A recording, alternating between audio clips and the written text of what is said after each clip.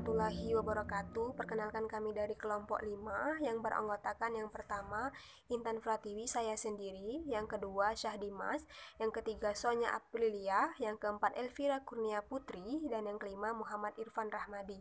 Di sini kami akan melakukan presentasi mata kuliah pengambilan keputusan tentang proses pengambilan keputusan di sebuah organisasi. Di sini kami mengambil contoh organisasi di Fakultas FISIP, yaitu DPMKM FISIP Unsri, dengan menggunakan teori Febrina. Di dalam teori Febrina terdapat 4 poin yang harus dianalisis. Poin yang pertama yaitu mengidentifikasi masalah. Poin yang kedua merumuskan berbagai alternatif. Poin yang ketiga menganalisa alternatif, dan poin yang keempat mengusulkan suatu penyelesaian dan menyarankan suatu rencana tindakan.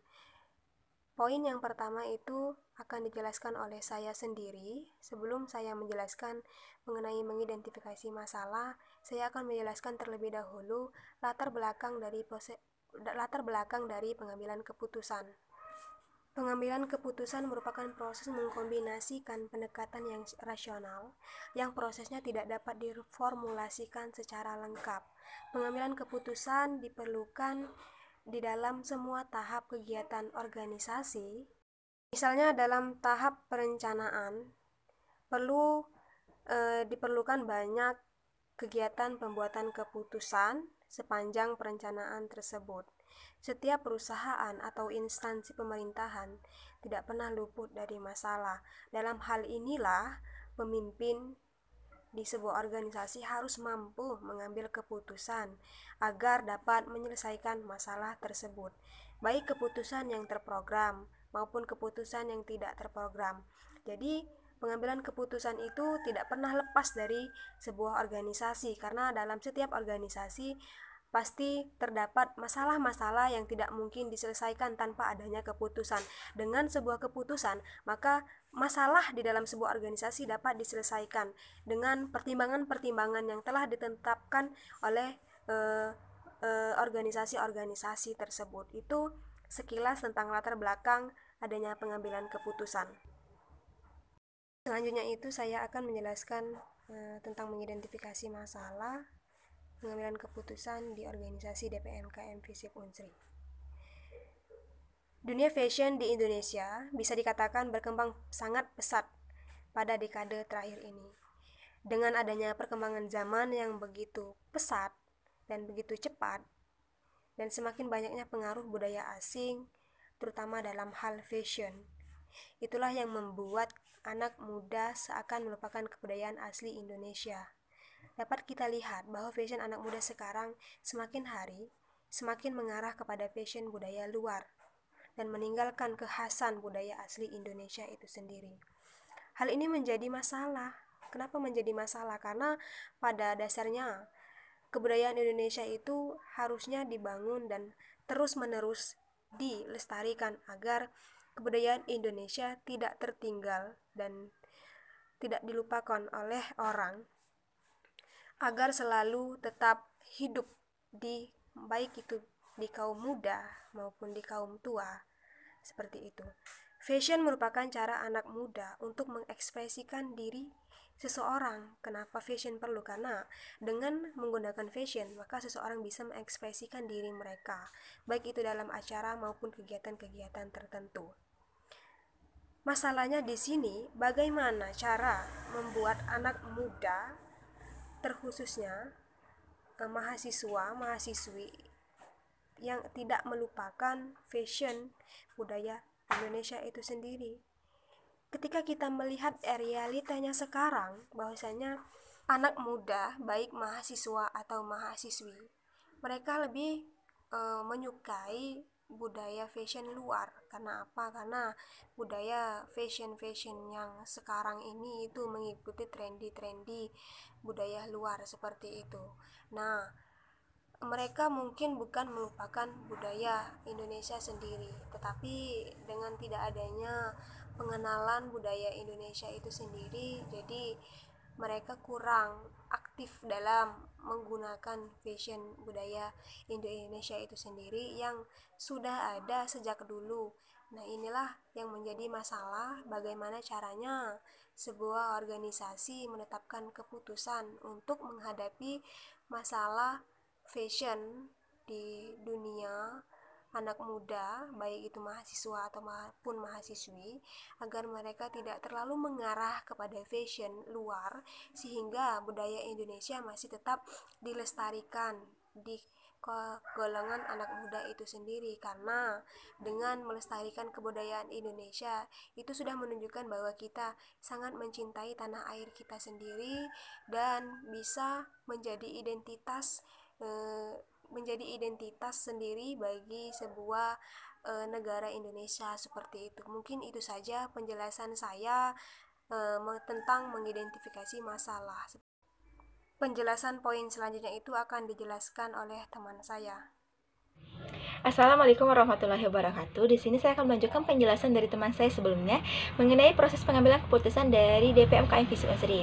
Sudah dikatakan teman saya bahwa banyak sekali di kalangan mahasiswa dan mahasiswi ini sudah melupakan identitasnya sendiri. Banyak di kalangan mahasiswa dan mahasiswi ini senang menggunakan pakaian bernuansa barat daripada menggunakan pakaian-pakaian dari dalam negeri atau daerahnya kita, negara kita ini.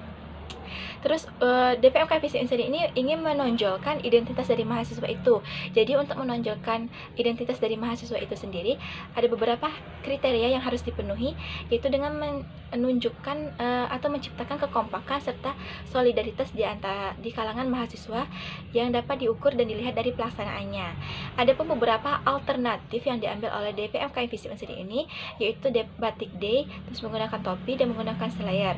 Dari beberapa alternatif yang saya sebutkan tadi, DPMKM Visi Unsri ini lebih memilih Batik Day karena tidak memberatkan mahasiswanya, terus lebih efektif dan memberikan nuansa yang lebih luas. Terus batik ini juga dapat menonjolkan tentang budaya kita, terus kita juga dapat melestarikan budaya kita dan dapat menunjukkan bahwa batik ini sendiri dapat dan mampu bersaing di dunia fashion saat ini. Mungkin hanya itu saja yang dapat saya sampaikan. Sekian dan terima kasih. Wassalamualaikum warahmatullahi wabarakatuh. Assalamualaikum warahmatullahi wabarakatuh. Di sini saya akan melanjutkan analisis alternatif tentang ketiga alternatif yang diambil oleh DPMKM Visi Unsri. Yang pertama terdapat alternatif Hari Batik atau Batik Day, yang kedua mengadakan sharing pada 1 minggu 1 kali, dan yang ketiga mengadakan perlombaan dengan bertajuk kebudayaan. Dari ketiga alternatif tersebut, alternatif yang pertama itu Hari Batik atau Batik Day sangat efektif dan efisien untuk dilakukan. Dari Hari Batik atau Batik Day itu kita dapat mengambil banyak sisi positif, yaitu Hari Batik itu dapat menumbuhkan rasa cinta tanah air dan kita dapat belajar mencintai produk dari negeri kita sendiri, yaitu batik. Dan Hari Batik juga dapat menjadikan alat pemersatu bangsa. Selain itu, apabila alternatif Hari Batik ini digunakan, itu dapat memudahkan atau sangat mudah untuk dilakukan oleh DPMKM Visip Unsri, karena pada dasarnya mahasiswa dan mahasiswi Visip Unsri sendiri masih banyak yang mencintai batik dengan berbagai style. Selebihnya, DPMKM Visip Unsri dapat memberlakukan sanksi pada mahasiswa atau mahasiswi yang tidak mengikuti peraturan dari fakultas sendiri, yaitu memakai batik pada hari batik yang telah ditentukan oleh DPMKM Visip Unsri. Dari hal tersebut dapat memungkinkan untuk alternatif ini berjalan dengan baik dan benar dan sesuai dengan dari visi dan misi oleh DPMKM Visip Unsri sendiri. Sekian dari penjelasan saya ucapkan terima kasih, dan selanjutnya penjelasan berikutnya akan dilanjutkan oleh teman saya. Assalamualaikum warahmatullahi wabarakatuh. Assalamualaikum warahmatullahi wabarakatuh. Perkenalkan, nama saya Muhammad Irfan Rahmadi. Di sini saya akan melanjutkan presentasi dari teman saya. Materi saya adalah mengusulkan suatu penyelesaian dan menyarankan suatu rencana tindakan. Seperti yang kita ketahui, batik adalah kain tradisional Indonesia yang berakar pada karya seni sejarah negara. Dahulu batik hanya dipakai ketika perayaan. Setiap orang memakai dari ujung kepala hingga ujung kaki ketika perayaan. Tetapi dengan perkembangan zaman, mulai banyak anak muda yang meninggalkan batik sebagai tren dan lebih memilih tren dari luar. PMKM FISIP memiliki ide, yaitu yang pertama, membuat identitas khusus fakultas. Seperti yang kita ketahui, FISIP belum memiliki identitas untuk memperkenalkan bahwa FISIP itu memiliki identitas seperti apa. Yang kedua, mewujudkan tren batik di mahasiswa. Terkadang kita mengetahui mahasiswa atau mahasiswi lebih mengarah pada fashion-fashion dari luar. Mereka melupakan budaya Indonesia yang mewujudkan kesatuan di kalangan mahasiswa. Yang ketiga adalah dapat menumbuhkan rasa cinta tanah air pada mahasiswa dan mahasiswi. Seperti yang kita ketahui, memakai batik pada hari yang telah ditentukan akan menumbuhkan rasa cinta tanah air kepada mahasiswa.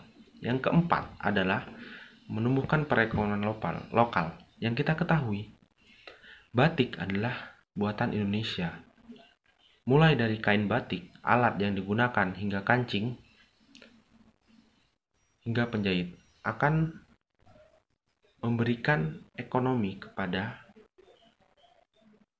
industri lokal. Sehingga adapun rencana tindakan yang akan dilakukan DPMKM FISIP, yaitu menetapkan batik di peraturan fakultas dan selanjutnya diterapkan oleh mahasiswa FISIP. Mungkin itu saja penjelasan dari saya. Wassalamualaikum warahmatullahi wabarakatuh. Assalamualaikum warahmatullahi wabarakatuh. Saya Syadimas. Saya akan melanjutkan presentasi dari teman saya sebelumnya. Di sini, saya akan menjelaskan tentang keputusan yang diambil oleh DPM KM FISIP Unsri tentang tata pakaian, yaitu setiap hari Selasa, mahasiswa ataupun mahasiswi harus menggunakan pakaian batik. Dan juga keputusan tersebut sudah disetujui oleh dekan, himpunan, maupun ormawa di seluruh FISIP Unsri. Jadi, kesimpulan pada presentasi kali ini bahwa pakaian merupakan salah satu identitas yang menjadi kebanggaan serta menciptakan kedisiplinan, kerapian, dan keindahan dalam rangka pendidikan karakter mahasiswa FISIP Unsri. Batik merupakan salah satu warisan budaya Indonesia yang patut dilestarikan. Batik juga dapat salah satu ciri khas dan pemersatuan mahasiswa FISIP Unsri.